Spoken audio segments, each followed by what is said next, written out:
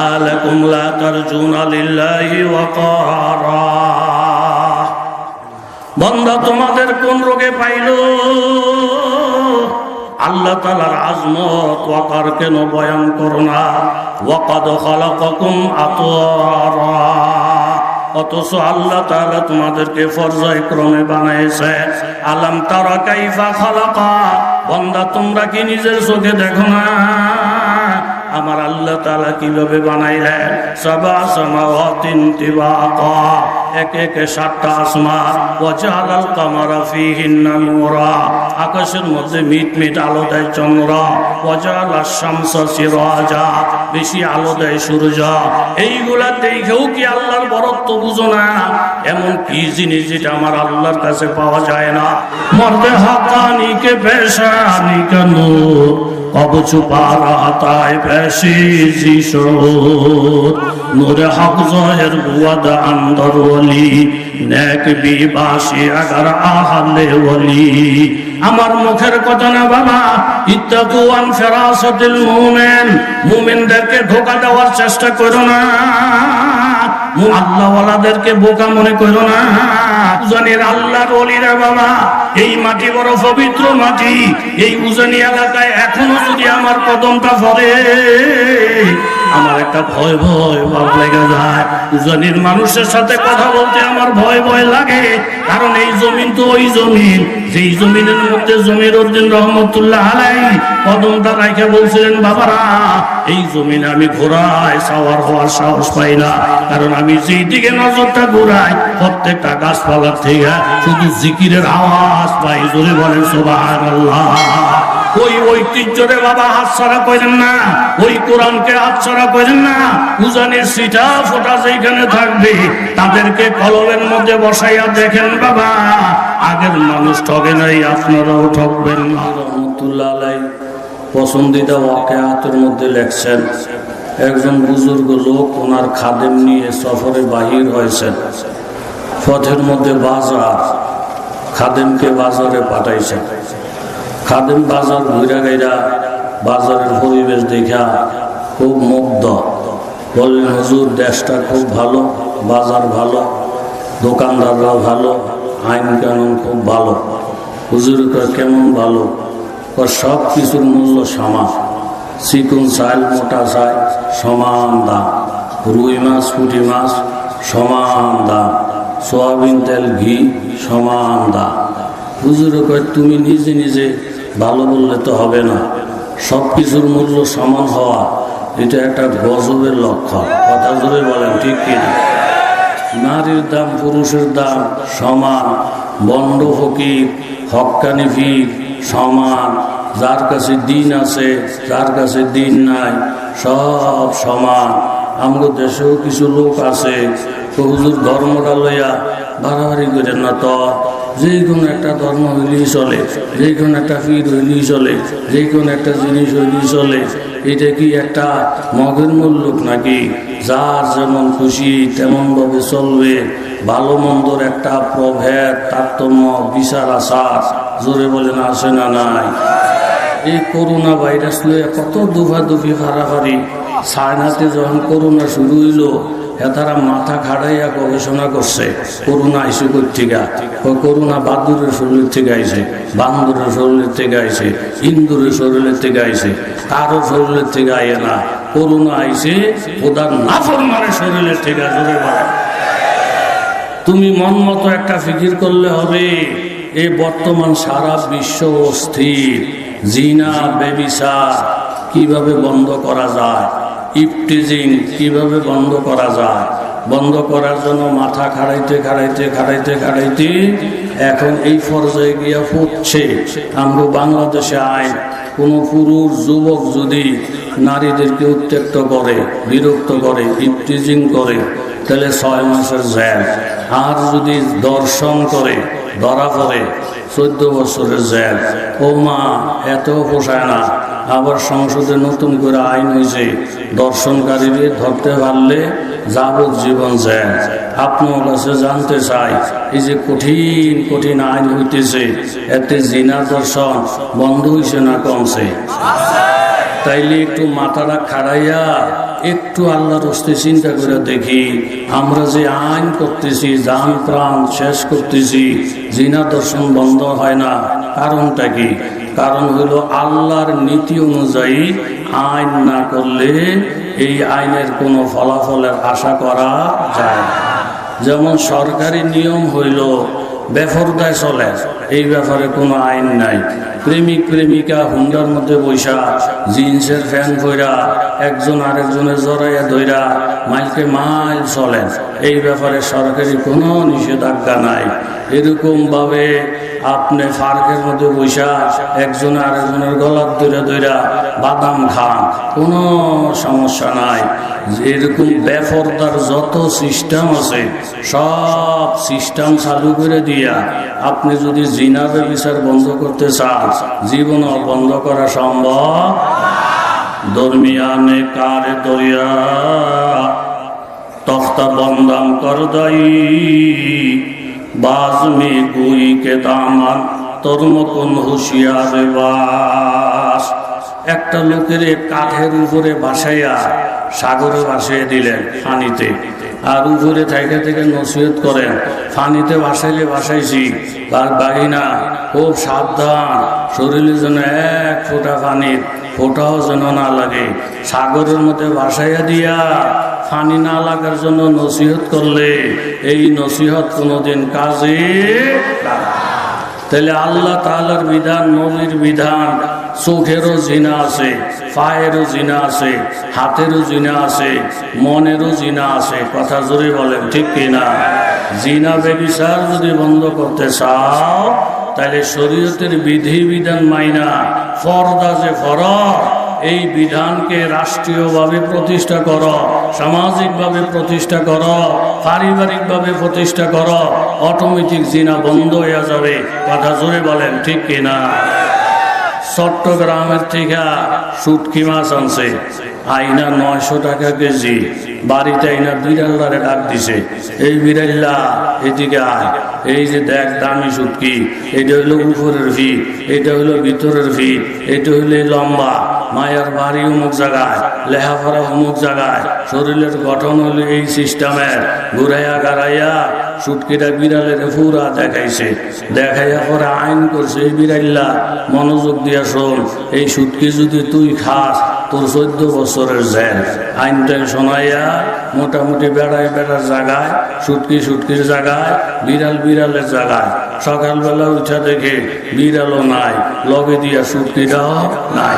এখন লাঠিটা ঘুরেইতেছে, বিড়ালরে ফাইলে চামড়া উঠাইয়া ফেলমু, এত বড় দুঃসাহস। আমার বাড়িতে থেকে আমার আইন মানে না, আমার রাষ্ট্র থেকে আমার আইন মানে না, চামড়া উঠামু, 14 বছরের জেল কাটামু। ওইখান থেকে মেয়ে লোক ডাক দিয়ে বলে, আমি তো মুন্সি সাহেবের মাইয়া, আমার কথা হয়তো বেশি জুত নাও লাগতে পারে, একটা হক কথা বলতে চাই। বলে সেটা কি? বিড়ালে শুটকি নিয়ে পলাইয়া গেছে, এই জন্য বিড়ালের 14 বছরের জেল, লাঠি ঘুরাইতেছেন। মনে কষ্ট নিয়েন না, আপনি শুটকিটা আইনা আলমারির ভিতরে ধুইয়া দিতেন, আলমারির শুটকি আলমারিত না রাখা বাহির কইরা বিড়ালের ঘুরাইয়া গাড়াইয়া যে দেখাইলেন, বিড়ালের মাথাটা যে নষ্ট করলেন। এখন শুটকি খাওয়ার অপরাধে বিড়ালের জেল যদি হয় 14 বছর, আপনি যে শুটকিটা দেখাইয়া বিড়ালের মাথাটা নষ্ট করছেন, আপনার জেল হওয়ার দরকার 2.5 বছর। জোরে বলেন ঠিক কিনা? ইয়া নিসা আন-নবী লাস্তুন্না কাআহাদিন মিনান নিসা ইন ইত্তাকাইতুন্না ফালা তাখদা'না বিল কওল ফায়াতমা আল্লাযী ফী কলবিহি মারাদুন ওয়া কুলনা কাওলান মা'রুফা। আল্লাহ তাআলা ডাক দিয়ে বলেন, ও নবীর বিবিরা, তোমরা অন্য মানুষের বিবিদের মতন না, রাশিয়া আমেরিকার মেয়েদের মতন না, ফাসেক ফুজ্জারদের মেয়েদের মতন না, ইহুদি নাসারার মেয়েদের মতন না। তোমরা নবীর বিবি, তোমরা হাজী সাহেবের বিবি, তোমরা আলেমের বিবি, তোমরা মুসলমানের বিবি, তোমরা আল্লাহর নবীর উম্মত। ইনিত্তাকাইতুন্না, তোমরা যদি আল্লাহ তাআলার ভয় অন্তরের মধ্যে রাখো, ফালা তাখদা'না বিল কওল পরপুরুষের সঙ্গে যখন কথা বলবা নরম সুরে কথা বলিও না, আকর্ষণ লাগাইয়া কথা বলিও না, রং রং কইরা কথা বলিও না। ফায়াতমা আল্লাযী ফী কলবিহি মারাদুন, রং রং লাগাইয়া যদি কথা বলো, বিড়ালে যদি সুটকির গেরান পায়, বিড়ালের যেমন মাথা ঠিক থাকে না, যেই মানুষের অন্তরের মধ্যে গুনাহ করার মতন রোগ আছে, ভাবে এমন গ্যারান্টি কেউ দিতে পারবে না আমার অন্তরের মধ্যে গুনার রোগ নাই। কুল্লু বনি আদম খাত্তাউন, প্রত্যেকটা আদম সন্তান গুনাহগার। খায়রুল খাত্তাইন আত-তাওয়াবুন, এক কথা সকলেই গুনাহগার। আল্লাহ তাআলা বলেন ফায়াতমা আল্লাযী ফী কলবিহি মারাদুন, যার অন্তরের মধ্যে গুনার রোগ আছে। তুমি যদি হাইসা ডঙ্গে কথা বলো, এরকম রং ঢং লাগাইয়া কথা বলো গো মা, ফায়াতমা আল্লাযী ফী কলবিহি মারাদুন, যার অন্তরে গুনার রোগ আছে, ওই যুবক তোমার পিছনে লাগবে, ওই বুড়া মানুষটা তোমার পিছনে লাগবে, ওই ব্যবসায়ী লোকটা তোমার পিছনে লাগবে, ওই সহপাঠী তোমার পিছনে লাগবে।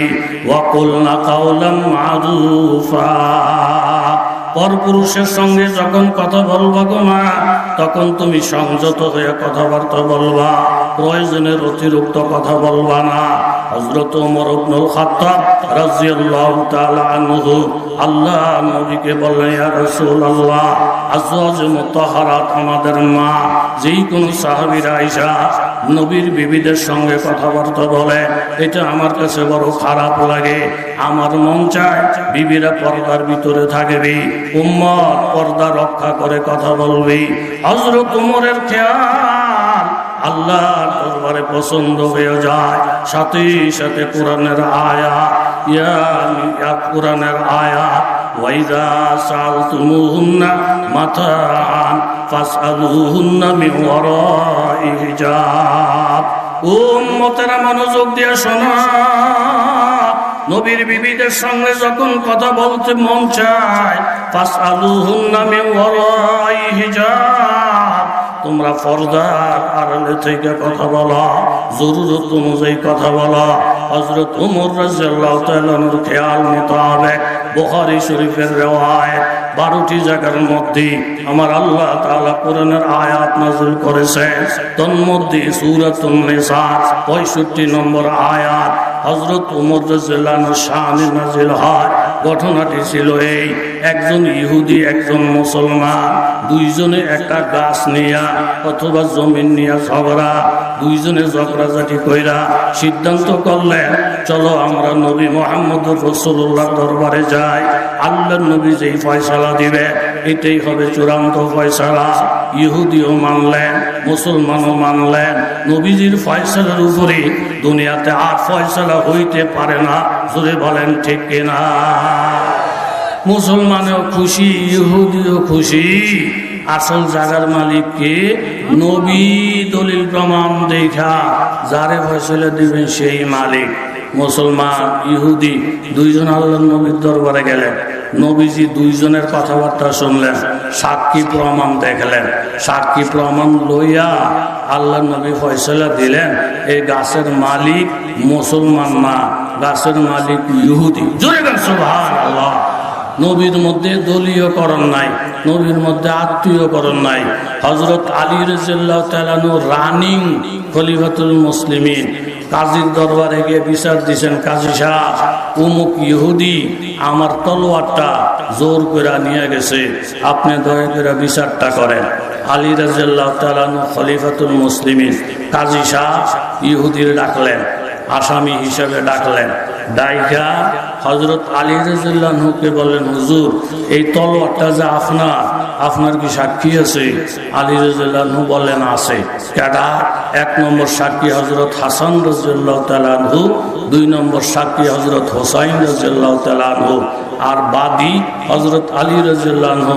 তিনি আশারায়ে মুবাশশারার একজন, যেই 10 জন সাহাবী জান্নাতের সুসংবাদ পাইছেন তার মধ্যে হযরত আলী রাদিয়াল্লাহু আনহু একজন। হাসান হুসাইন এমন 2 ব্যক্তি যাদের সম্পর্কে রাসূলের ঘোষণা, আল হাসান ওয়াল হুসাইন সাইয়্যিদা শাবাবি আহলিল জান্নাহ, জান্নাতে যত যুবকেরা যাবে সব যুবকের সর্দার হবে হযরত হাসান হযরত হুসাইন রাদিয়াল্লাহু তাআলা আনহু। তাহলে সাক্ষী পেশ করলেন, একজন হইলেন হযরতে হাসান আর একজন হযরতে হুসাইন। কাজী সাহেবের মন খারাপ, হুজুর আপনি মনে কিছু নিয়েন না, আপনি রাষ্ট্রপতি, আপনি প্রধানমন্ত্রী, আমি তো কোরআন হাদিসকে সামনে রেখে বিচার করি। আপনি যে হাসান হুসাইনকে সাক্ষী হিসাবে পেশ করছেন, আল্লাহর নবীর শরীয়তের মধ্যে সন্তানের সাক্ষী বাপের ব্যাপারে গ্রহণযোগ্য না। সন্তান তো বাপের পক্ষেই বলে, সন্তান তো বাপের পক্ষেই বলে। এই 2 জন ছাড়া কি অন্য কোনো সাক্ষী আছে? বলে অন্য কোনো সাক্ষী নাই। তাইলে মনে কিছু নিয়েন না, এই তলোয়ারের মালিক আপনি না, তলোয়ার যে ইহুদির কাছে আছে, এই ইহুদি তলোয়ারের মালিক। এই কথাটা বলার সাথে সাথে হযরত আলী রাদিয়াল্লাহু তাআলা আনহু একটা মুস্কি হাসি দিলেন, দিয়া জামার ভিতরে থেকে একটা তলোয়ার, একটা দোররা বাহির করলেন। বাহির করে বলতেছেন, কাজী আমিও জানি আপন সন্তানের সাক্ষী বাপের ব্যাপারে গ্রহণযোগ্য না।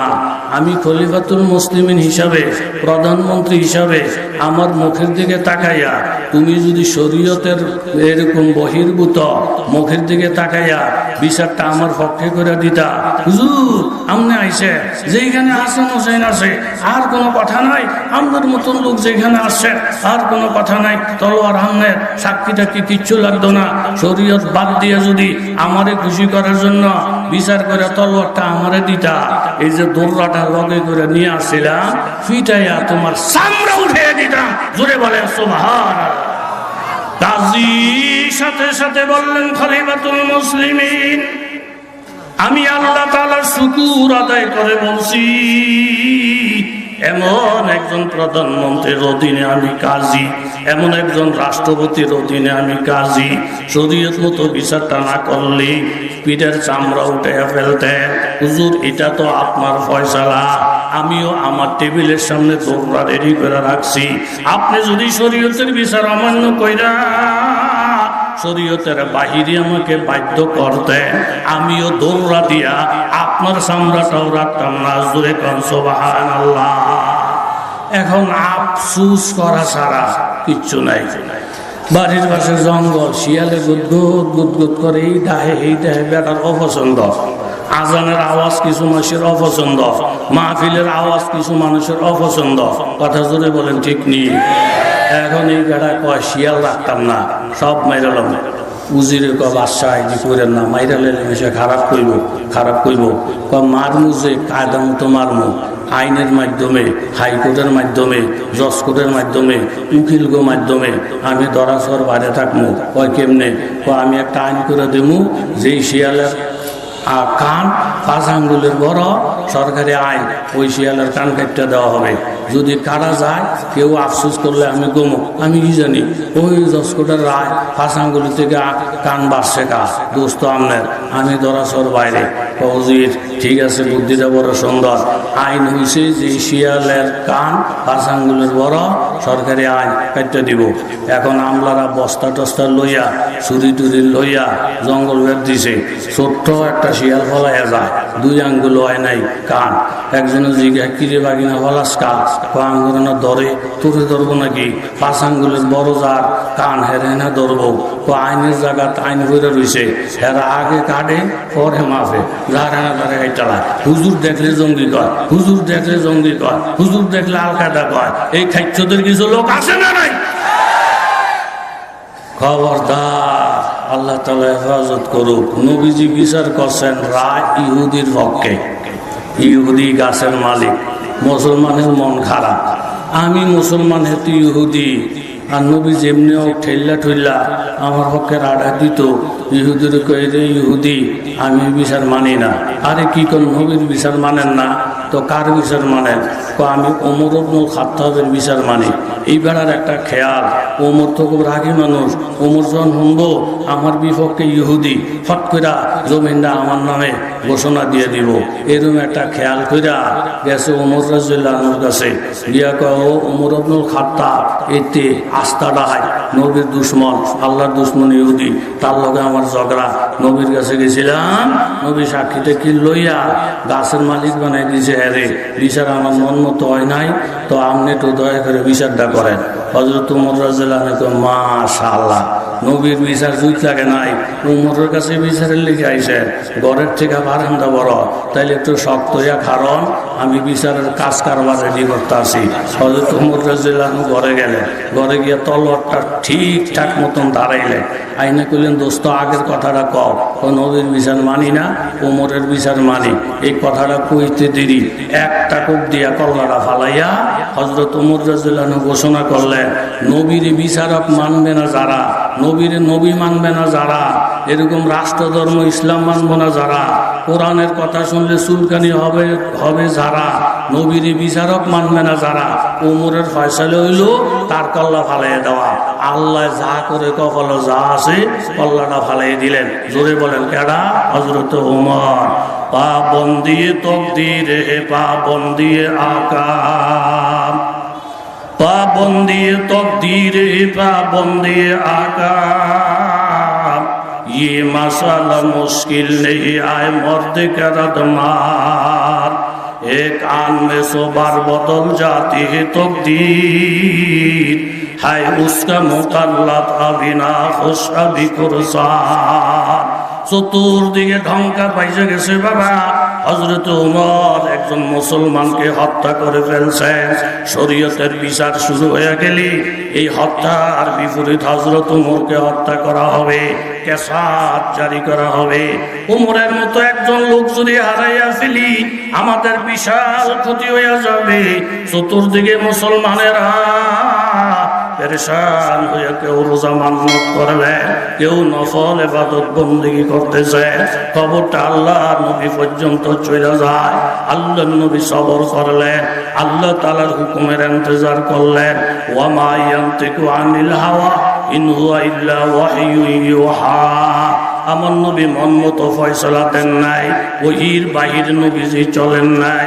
আল্লাহর নবী অপেক্ষায় রইলেন, দেখি আল্লাহর পক্ষ থেকে কি বাণী আসে।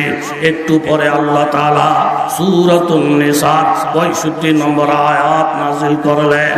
আয়াতটা হলো এই, ফালা ওয়া রাব্বিকা লা ইউমিনুন হাত্তা ইউহাক্কিমুকা ফীমা শাজারা বাইনাহুম সুম্মা লা ইয়াজিদু ফী আনফুসিহিম হারাজাম মিম্মা কাযাইতা ওয়া ইউসাল্লিমু তাসলিমা।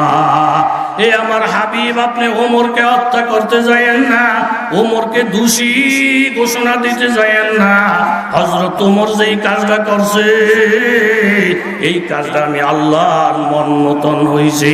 আমি আল্লাহ তাআলার রায় হইল এই, আমার নবীকে যদি কেউ বিচারক না মানে, আমার নবীকে যদি কেউ ফয়সালাদাতা না মানে, আল্লাহ আমার নবীর ফয়সালাকে যদি কেউ মন বইরা সমর্থন না করে, তাহলে লোকটা মুসলমান থাকে না, ওই লোকটা মুরতাদ হয়ে যায়।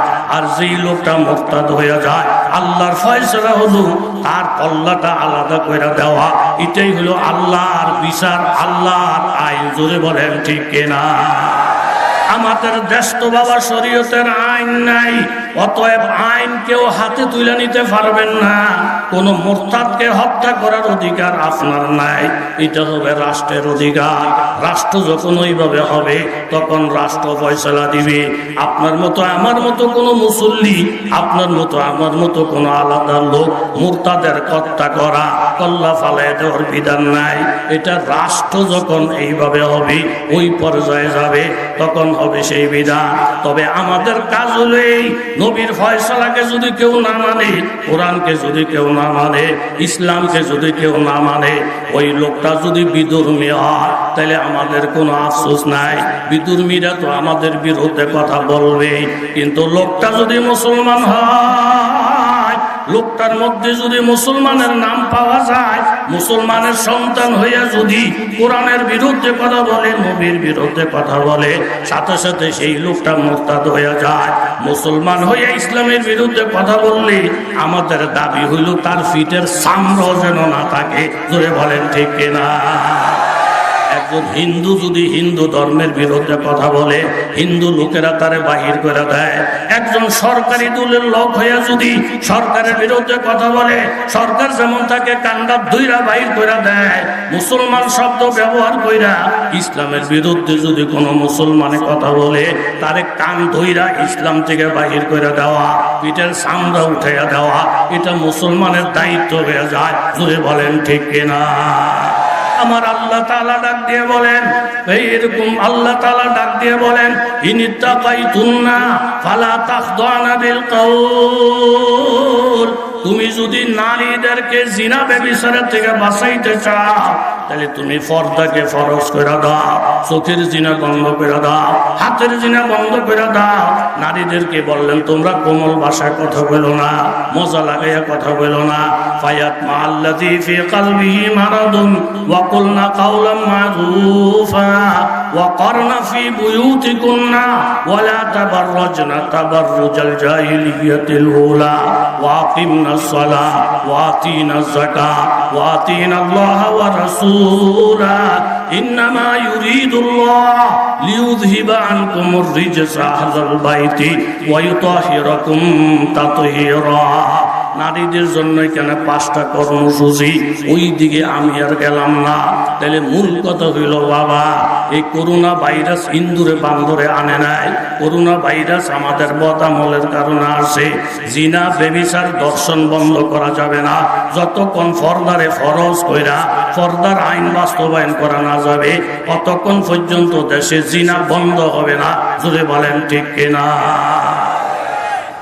এই বেড়ায় গিয়ে সব কিছুর দাম সমান, লক্ষণ ভালো না খারাপ? ঘুমিয়ে গেছেন আপনারা? হুজুরে কয় যেখানে সব কিছুর দাম সমান, লক্ষণ ভালো না থাকতাম না। হুজুর এটা কি কর, সব কিছুর মূল্য সমান, এটা ভালো হয় না। আসলে মুড়িদের থেকে ফিসাব বেশি বুঝে। মজা খাইতেছে তাহলে থাক কয়দিন। কিছুদিন যাইতেছে, হঠাৎ করে 2জন চোর এক বেড়ার ঘরে ঢুকছে, একজন ভিতরে একজন বাইরে। তুফান তুফান, ঘর ভাঙ্গা ভিতরের চোরের মাথায় ঘর ভরছে। এই এক চোর মারা গেছে। যেটা জেতা এরা দৌড় হয়ে থানার দিয়ে মামলা দিছে। ওসি সাহেব একটা মার্ডার কেস। ওসি সাহেব কই কি? আমরা 2জন চুরি করতে গেছিলাম, আমার দোস্তের ভিতরে আমি বাইরে। তুফানে ঘর ভাঙ্গা আমার দোস্তে মরছে। বাড়িওয়ালারা আসামি কইরা একটা মামলা লেখে। ওসি সাহেবকে বাড়িওয়ালার দোষ কি? ওই ম্যাক তুফানাই করতে জানে না, ঘরের হালাটি বদলাইল না, এটা তার অনেক দোষ। ওসি সাহেবকে কথা ঠিকই, মামলা ফাইল হয়ে গেছে। বেটার গড় হালা নাই, এটা দোষ। এতে যে চুরি করতে গেছে এটা কথা কন না, বুঝিনি? এবার ডাইনে বামে আপনি হাজার হাজার জিনিস টানতে থাকেন। এই সমস্যা আমরা আসি না নাই? মামলা ফাইল হয়ে গেছে। বেড়ারে নিয়ে 2টা বাড়ি যখন দিছে, বাড়িওয়ালাকে দেখেন কাম করাইছি মেস্তুরি দিয়া। মেস্তুরি কোন ভালা ভালা কোনটা খারাপ ফিটাইতে জানে না। টেহা তো আমি ঠিকই দিছি, আপনি আমার ফিটাইতেছেন কা? মেস্তুরিরে রাখেন। এখন ওসি সাহেব কথা ঠিক, তো আপনি যান। মেস্তুরিরে রাখাইছে, রাখাইয়া 2-3টা বাড়ি দিয়া তুই ফালা টালা ঠিক মতো দেশ না, বেড়ায় তো টেহা তো ঠিকই দিছে, তোর কোনো জামিন নাই, কিচ্ছু নাই। আগামী সোমবারে তোর ফাঁসি। এখন এই বেড়া দেখলো দোষ করলো কে, ফাঁসি হইতেছে কাজ। আমার তো কেউই নাই, যার কেউ নাই তার জন্য আছে। জোরে বলেন কি? মা লাকুম লা তারজুনা লিল্লাহি ওয়াকারা। বান্দা তোমাদের কোন রোগে পাইল? আল্লাহ তাআলার আজমত ওয়াকার কেন বয়ান করো না? ওয়াকাদ খালাকাকুম আতওয়ারা। অথচ আল্লাহ তাআলা তোমাদেরকে পর্যায়ক্রমে বানাইছে। আলাম তারা কাইফা খালাকা। বান্দা তোমরা কি নিজের চোখে দেখো না? আমার আল্লাহ তাআলা কিভাবে বানাইলেন সাবা সামাওয়াতিন তিবাকা একে একে 7টা আসমান ওয়াজালাল কামারা ফীহিন্না নূরা আকাশের মধ্যে মিটমিট আলো দেয় চন্দ্র ওয়াজালাশ শামসা সিরাজা বেশি আলো দেয় সূর্য এইগুলা দেখেও কি আল্লাহর বরত্ব বুঝো না এমন কি জিনিস যেটা আমার আল্লাহর কাছে পাওয়া যায় না মিস্ত্রি যখন এইভাবে নিজের অসহায় মনে করলে হাত উঠাইলেন আল্লাহর দরবারে ইন্নামা ওয়ালিয়ুকুমুল্লাহ ওয়া রাসূলুহু ওয়াল্লাযীনা আমানু আল্লাযীনা ইউকিমুস সালাতা ওয়া ইউতুনাজ যাকাতা ওয়া হুম রাকিউন আল্লাহ তাআলা বলেন তোমাদের বন্ধু আল্লাহ তোমাদের বন্ধু আল্লাহর রাসূল তোমাদের বন্ধু হইল ওই মুমিন যে নামাজ পড়ে যাকাত দেয় এবং নিজের মধ্যে নম্রতা অবলম্বন করে এর হইল তোমার বন্ধু এই লোকটা আল্লাহর কাছে হাত উঠাইলেন আল্লাহ গো দোস্ত আমার না দোষ করলো কেটা ফাঁসিতে ঝুলবে কে তুমি দয়া করে ইনসাফের বিচারটা করো আমার আল্লাহর মতো ইনসাফওয়ালা আর কে আছে লিতালামা আন্না ওয়াদাল্লাহি হক ওয়ালাকিন আকসারুন নাস লা ইয়ালামুন অধিকাংশ মানুষ জানে না আমার আল্লাহ যা ওয়াদা করেন তাই সত্য মিস্ত্রির দোয়া আল্লাহর কাছে কবুল হয়ে যায় জোরে বলেন সুবহানাল্লাহ দোয়া করে বসে রয়েছেন জল্লাদ এসে ফাঁসি দিব দড়ি টড়ি রেডি আপনাকে কষ্ট হয়নি ফাঁসিটা যখন মিস্ত্রির গলাত লাগাইছে ফট্টর ফট্টর করে দড়ি ছুটটা যায় খিরি বিষয় কিতা পরে তালাশ টালাশ করে দেখে রশ্মির ফাঁকা হয়েছে মোড়া আর মিস্ত্রির দল হয়েছে সিহুর এতে হক হালালি খাইছে তো ঘি গু খাইয়া কাঠটা বেশি মোড়া করে নাই একে সিহুন চাউল টান দেয় ছুটা যায় টান দেয় ছুটা যায় জল্লাদের গাম ছুটে গেছে রিয়া কয় বাদশা জীবনে আমরা সব হুকুম পালন করছি এটা পারতাম না কয় কিল্লিগা কয় আমনে হুকুম দিয়েছেন মিস্ত্রির ফাঁসি দিটা দড়ি লুয়ে গেছি এবার গলা শিহুল আমাকে দড়ির ফাঁকা হয়েছে মোড়া টান দিলে ছুটটা যায় টান দিলে ছুটটা যায় বাসটাকে তুই একটা ব্যাগ করলে না এই বেড়ার গলা শিহুল হলে হেরে সাইডা দে মোটা গলাওয়ালা নাই দে সব ফাঁসি একটা উইলি দো সারে ফাঁসি একটা উইলি দো সারে ওই যে সোরায় আগের কথা কইছে মোটা শিহুল বরাবর সব কিছু বরাবর ফাঁসি একটা উইলি দিয়েছে মোটা গলাওয়ালা নাই ভাবি সেটা মোটা গলাওয়ালা বার কর এই বেড়ায় গিয়ে পাইছি হুজুরের ওই খাদেম দাঁড়ে যেটা ঘিয়ে গুয়ে খাইয়া মোটাটা গলা করছিল এখন তার মাপ অনুযায়ী দড়ি তো আর কথা জোরে বলেন ঠিক কিনা আমি আর নাম টাম বললাম না কত বেড়া 7 দিন 1 সপ্তাহ আগে লাফালাফি করছে রাষ্ট্রধর্ম ইসলাম থাকতো না ওই হুজুর টুজুর থাকতো না সরমনের ভিত্তির টাইম নাই এরকম লাফাইছিল এখন দেখা গেছে ইসলামও আছে আল্লাহরাও আছে আলেমরাও আছে তারই ভাবতো নাই কথা জোরে বলেন ঠিক কিনা গিয়ে গুয়ে খাইয়া যে গলাটা মোটা করছে এই গলার মাপ মতন দড়ি আছে না না হুজুর রেডিও ফাঁসি দেবো হুজুরে যখন ধরা হয়ে গেছে বড় হুজুরের ভাই বলছে হুজুর মুরব্বীর কথা অমান্য করছি আলেমের কথা অমান্য করছি কইরা অন ধরা হয়ে গেছি ফাঁসির দড়িকে লাফাইতেছে হুজুরকে তখন কি চাস এখন আমি তোবা করি আপনি যে এমনি কইবেন এমনি হলমু হুজুরকে ভবিষ্যতে আলেমের কথা মানবি তো পিসাবের কথা মানবি বিজনের হুজুরের কথা মানবি কোচ্চার হুজুরের কথা মানবি হ্যাঁ মানবো তাহলে একটা কাজ কর তুইও মরার লেগে তৈয়ার হ আমিও মরার লেগে তৈয়ার হই দুইজনে যদি মরার তৈয়ার হই তাহলে আশা করি আল্লাহ বাসার কি করবো ঘুমাইয়া না গেলেন গা মানুষ তো কম না মাশাআল্লাহ কি হয়েছে আলামত পুরাটা মাঠ বড় আল্লাহ কত আশেক বন্দা গো আল্লাহ তারা কত আশেক বন্দা আল্লাহ কত অলি আল্লাহ এনে বসে রয়েছে আল্লাহ এই সমস্ত অলিদের উছিলা আমার মতো অদমকে আপনি কবুল মঞ্জুর করেন তোবা করছে হুজুর তা আমিও মরার লেগে তৈয়ার আমিও মরার লেগে তৈয়ার কাহা এখন জল্লাদরে কয় এই জল্লাদ উনি আমার বড় হুজুর ওনারে ফাঁসি টেসি দিচ্ছা ফাঁসি লাগে যা লাগে আমারে দে বড় হুজুর কো না তুই আমার ছাত্র ফাঁসি দিলে আমারে দেন ছাত্র মরতে চায় হুজুরও মরতে চায় ছাত্র মরতে চায় হুজুরও মরতে চায় এই বেড়া জীবনে এই তামসা দেয় না মাইসে মরার কথা শুনলে অভিন হয়ে জায়গা আর হুজুররা মর্ত ভাগল দিনের জন্য মুসলমানেরা মর্ত ভাগলই থাকে কথা জেনে বলেন ঠিক কিনা 3 জন সাহাবীর নাম ঘোষণা করছেন মৌতের যুদ্ধে জায়েদ ইবনে হারেসা জাফর ইবনে আবি তালেব উনি শাহাদত বরণ করলে আব্দুল্লাহ ইবনে রাওয়াহা বয়ানটা শেষ, এক ইহুদি আইসা তিনজনকে কানে কানে কয়, আমরা টের পাইছেন কিনা জানি না, নবীর মুখ থেকে যদি কারো মৃত্যুর ইঙ্গিত আসে এর কিন্তু মৃত্যু নিশ্চিত। আপনারা একটা কাজ করেন, তাড়াতাড়ি হরবাই যান গা, নাহলে একজন এক মূল ফলাইয়া যান গা, এই যুদ্ধে গেলে কিন্তু মারা একবারে নিশ্চিত। সাহাবীরা লাভটা দুইটা কই কপাল করা দূরে যা, তুই যেরকম বুঝছো তা আমাদের মৃত্যু নিশ্চিত, আমরাও বুঝছি আমাদের মৃত্যু নিশ্চিত, কিন্তু আমার কাছে এত খুশি লাগতেছে আরবের লোকেরা শরাব খাইয়া যেরকম খুশি, আমরা দিনের জন্য জীবন দিয়া এক থেকে বেশি খুশি। জাফর রাদিয়াল্লাহু তাআলা ঘরে গেলেন, গিয়ে দেখেন বাবা তিনি কোরআন তেলাওয়াতে মশগুল। ছোট ছোট দুইটা বাচ্চা দুই বুকের সঙ্গে জড়াইয়া আছি। জাফর বললেন, বিবি গো আমার, আল্লাহ নবীর জবান থেকে আমি শুনছি মৌতের যুদ্ধে আমি সেনাপতি, আমি শাহাদত বরণ করলে আব্দুল্লাহ ইবনে রাওয়াহা। নবীর কথার দ্বারা বুঝতে পারছি গো বিবি, এটি আমার জীবনের শেষ দেখা, তুমি আমাকে জীবনের জন্য শেষ বিদায় দিয়ে দাও। কথাটা শোনার সাথে সাথে বিবি কোরআন তেলাওয়াত বন্ধ করলেন। স্বামী গো, আপনি শেষ বিদায় নিতেছেন দিনের জন্য, কোরআনের জন্য, আমার কোনো দুঃখ নাই, আফসোস নাই। আপনি সামান্য সময়ের জন্য একটু ঘরে ঢুকে আমি আপনার কপালটাতে একটা চুমা দেব, আপনার বুকের সঙ্গে আমি একটু আলিঙ্গন করব। আপনি আমার স্বামী হিসাবে এটি আমার শেষ ভালোবাসা। দুনিয়াতে হয়তো আপনার চেহারা আমি আর দেখবো না, এই শেষ ভালোবাসাটা আমাকে একটু দিয়ে দেয়। আমার দুইটা বাচ্চাকে একটু কোলে জড়াইয়া ধরে। হযরত জাফর রাদিয়াল্লাহু আনহু বললেন, বিবি গো আমার, আল্লাহ তোমাকে এত সুন্দরী বানাইছে, আমার সন্তানগুলো এত সুন্দর, আমি ঘরে ঢুকে যদি তোমার চেহারার দিকে তাকাই, তোমাকে চুমা খাই, বাচ্চাদেরকে বুকে জড়াই, হয়তো এই মহাব্বতটা আমার জিহাদের জন্য বাধা হয়ে যাইতে পারে।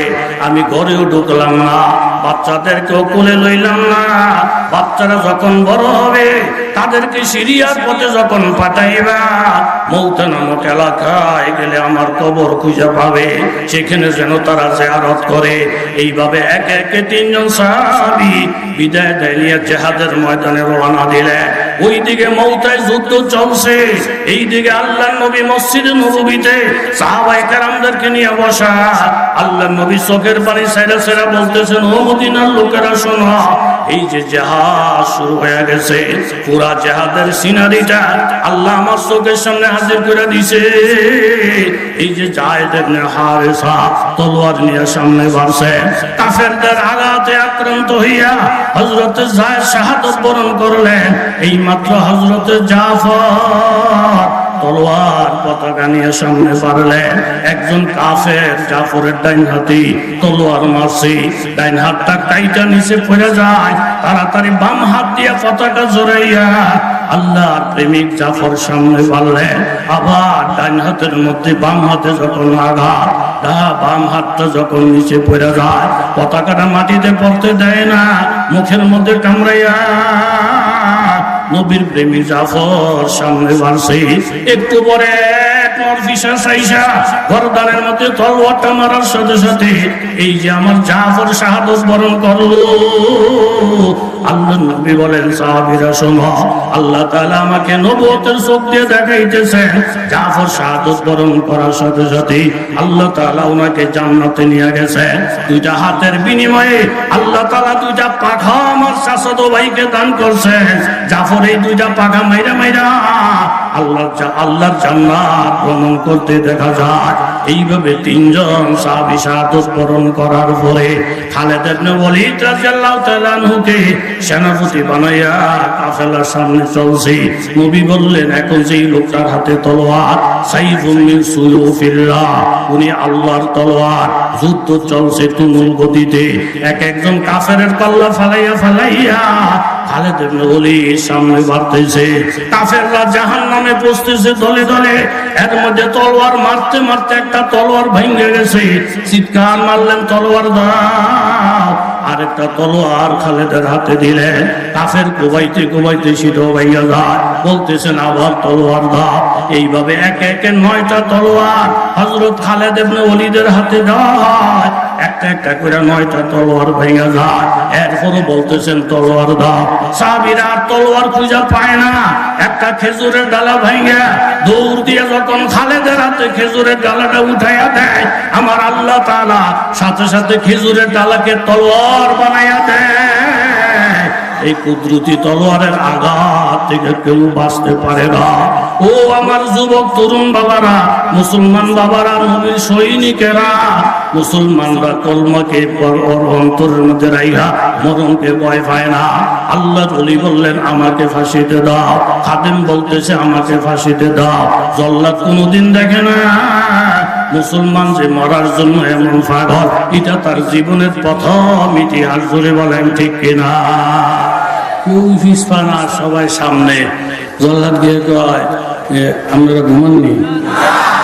বাদশাহ সম্ভব না, কাম ছুটে গেছে। হুজুরকে হারতাম না, ফাঁসি দিতাম।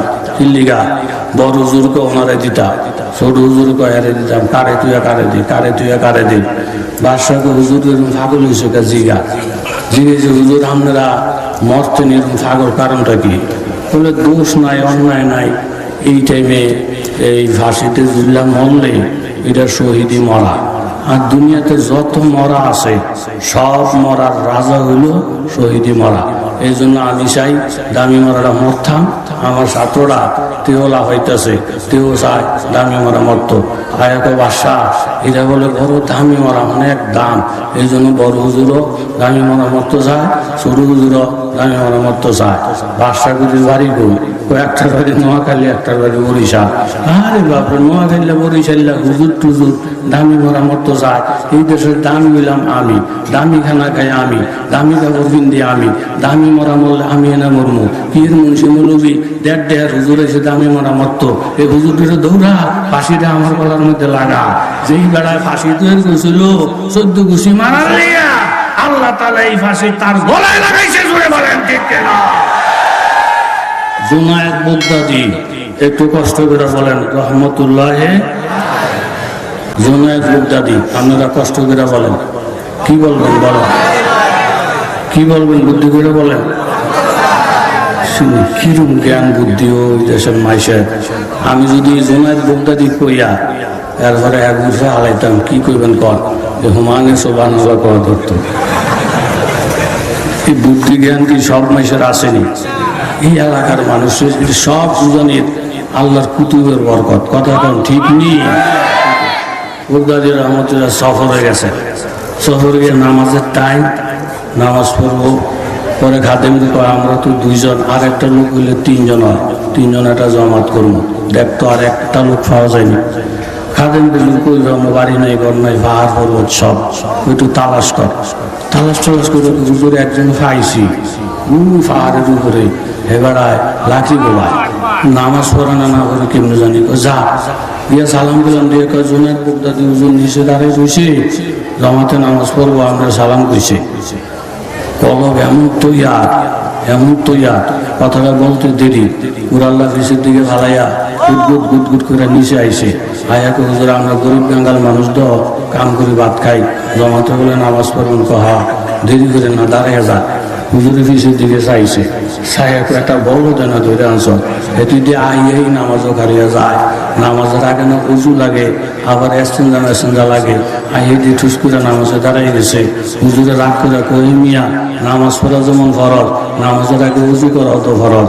আমি দিয়ে আইয়েই দাঁড়াই গেছে, উজু কইরাইয়েন না।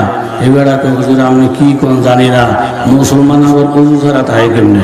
হ্যাঁ, আমি কি এর আলাপ সালাপ করতেছেন? জোরে করে সুবহান। আজ রুহ গুনাহগার হয় খালিক আকবর, আজ রুহ গুনাহগার হয় খালিक আকবর। दिन रात ये करता हूँ दुआ हाथ उठाकर, ये यसरफ में जो है रौज़ा-ए फूर नूरे पैगंबर, उस गायरती जन्नत की ज़ियारत मुयस्सर। জুনায়েদ বাগদাদী রহমতুল্লাহ আলাইহি অবাক হয়ে গেলেন, এই লোকটার কথাবার্তা শুই না মুসলমান আবার অজু ছাড়া থাকে, এটা তো হুজুর আমার বুঝে আসে না। খাদেমের ডাক দিয়ে বললেন, লোকটার একটু চেক করতে হবে, যাচাই বাছাই করতে হবে। আল্লাহওয়ালারা যাচাই বাছাই করার জন্য একটা মেশিন আল্লাহওয়ালাদের কলবের মধ্যে আছে না না। জুনায়েদ বাগদাদী রহমতুল্লাহ আলাইহি তাওয়াজ্জু দিলেন, মুরাকাবার ধ্যান করলেন, দেখে লোকটা কোন পর্যায়ে ধ্যান করে মুরাকাবা কইরা খাদেমের ডাইকে বলতেছে, খাদেমরি তুই কারে পাহাড়ের থেকে কইরা আনছ? আমি লোকটার কলবের দিকে তাকাইয়া দেখি পুরাটা কলবের মধ্যে আল্লাহর মারিফতের আগুন দাউ দাউ করে জ্বলে। মর্দে হাকানি কে পেশানি কা নূর কব ছুপা রাতা है वैसी नूरे हक ज़ाहिर हुआ द अंदर वली नेक भी बाशी अगर आहले वली। আমার মুখের কথা না বাবা, ইত্তাকু আন ফিরাসাতিল মুমিন, মুমিনদেরকে ধোঁকা দেওয়ার চেষ্টা করো না, মুমিনদেরকে ব্যাককল মনে করো না, আল্লাহওয়ালাদেরকে বোকা মনে করো না। ফাইন্নাহু ইয়ানজুরু বিনুরিল্লাহ, তাদের কলবের মধ্যে আল্লাহর একটা মারিফতের নূর আছে, যেই নূরটা সব মানুষের চোখে নাই। ওই নূরটা দিয়ে তারা সব বুঝতে পারে, ওই নূরটা দিয়ে তারা দেখতে পারে। যেমন হযরতে খাজা কুতুবউদ্দিন বখতিয়ার কাকি রহমতুল্লাহ আলাইহি শিশুকালে বাবা হারাইয়া উনি এতিম হয়ে গেলেন। এতিম বাচ্চাটাকে নিয়ে উস্তাদের কাছে গেলেন, হাফেজে কোরআন। পর্দার আড়ালে থেকে মা বললেন, হুজুর এই ছেলেটার নাম কুতুবউদ্দিন, বাবার একটা স্বপ্ন ছিল ছেলেটাকে হাফেজ বানাবে, একজন বড় আলেম বানাবে, কিন্তু বাবার তকদির নাই, ইউনিয়ন ইন্তেকাল করেছে। আমি বিধবা মা, এই সন্তানটাকে আপনার কাছে রেখে যাই, আপনি তাকে আউযু বিসমিল্লাহ থেকে শুরু কইরা কোরআনের হাফেজ বানানোর চেষ্টা করবেন। ছেলেটাকে রাইখা যখন মা রওনা দিলেন, উস্তাদ ছেলেটার দিকে নজর করলেন, একটা নজর দিয়া উস্তাদের চোখে লেগে গেছে। ছেলেটা যদিও কিছু পড়ে না, কিন্তু আমি তো নজর করে দেখি তার কপালের মধ্যে আল্লাহর পবিত্র কোরআনের নূর চমকাইতে দেখা যায়। উজানের আল্লাহর ওলিরা বাবা, এই মাটি বড় পবিত্র মাটি। এই উজানি এলাকায় এখনো যদি আমার কদমটা পড়ে, আমার একটা ভয় ভয় ভাব লেগে যায়।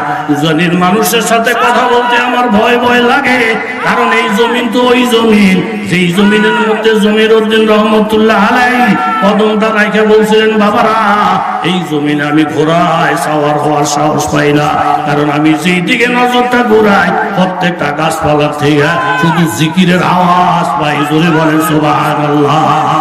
ওই ঐতিহ্যরে বাবা হাতছাড়া করেন না, ওই কোরআনকে হাতছাড়া করেন না।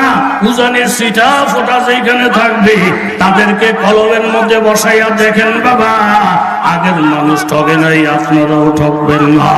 আল্লাহ বলি চেহারার দিকে নজর করে দেখে, বাচ্চারা যদিও শিশু কিন্তু চেতনের নূর চমকায়। জিজ্ঞেস বাবা তুমি কারো কাছে পড়ছো? বলে না, আমি তো কোরআন শরীফ তোমার চেহারায় দেখি।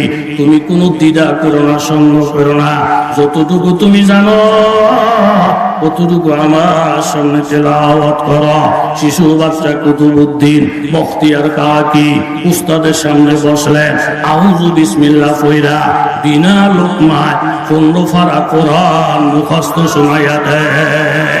এমন মধুর কোরআন মনে হয় নাজিল হয়, মত গুন্না একফা কায়দার মধ্যে কোনো ভুল নাই, এরকম লোকমা ধরারও কোনো সাহস নাই। উস্তাদ এই শিশু বাচ্চাটার 15 পারা তেলাওয়াত শুই না মার জন্য বললেন, বাবারে ছুটি, তুমি তোমার আম্মুরে সালাম জানিয়ে বইল আমার সঙ্গে একটু কথা শুনতে। দৌড় ফেরে গিয়ে বলেন, আম্মু উস্তাদ তোমাকে কথা শুনতে বলছে। মা পেরেশান হয়ে গেছে, না জানি কোনো ভুল ভ্রান্তি করছে আমার শিশু। মা ডরাইয়া ডরাইয়া পর্দার আড়াল থেকে, উস্তাদ আমি কুতুবউদ্দিনের আম্মা, কি জন্য আমাকে খবর দিছে?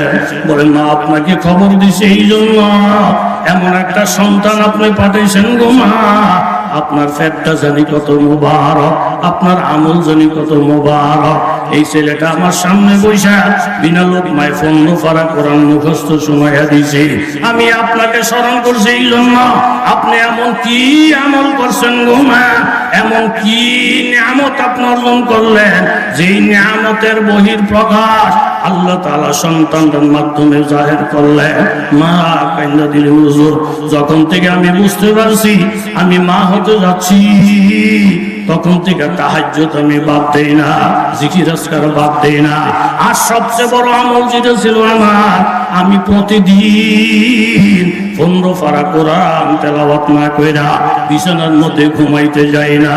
দুধ খাওয়াইতে সময় কোরআন তেলাওয়াত, ফাঁকশাক করতে সময় কোরআন তেলাওয়াত, এরকম ভাবে অবসর সময় কোরআন তেলাওয়াত। উস্তাদ ডাইকে বললেন, মা গো আপনি যে দৈনিক 15 পারা আল্লাহর কোরআন তেলাওয়াত করেছেন, এটার পুরস্কার নিয়ামত হিসাবে আল্লাহ তাআলা আপনার ছেলেটাকে 15 পারার হাফেজ বানাইছেন। জোরে বলেন সুবহানাল্লাহ।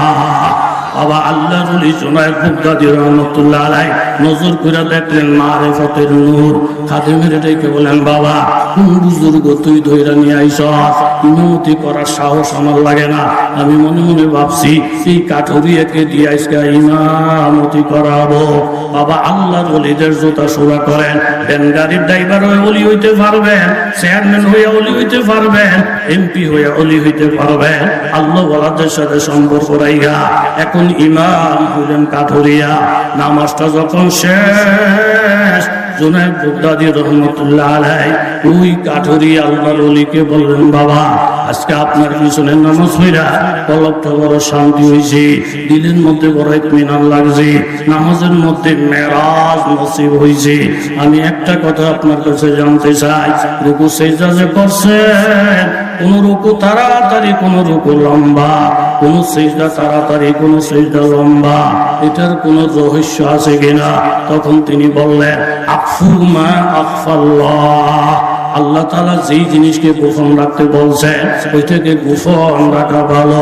আমি বলবো না, আমি বলবো না। না, ইবরতের জন্য আপনি আমাকে একটু বলেন।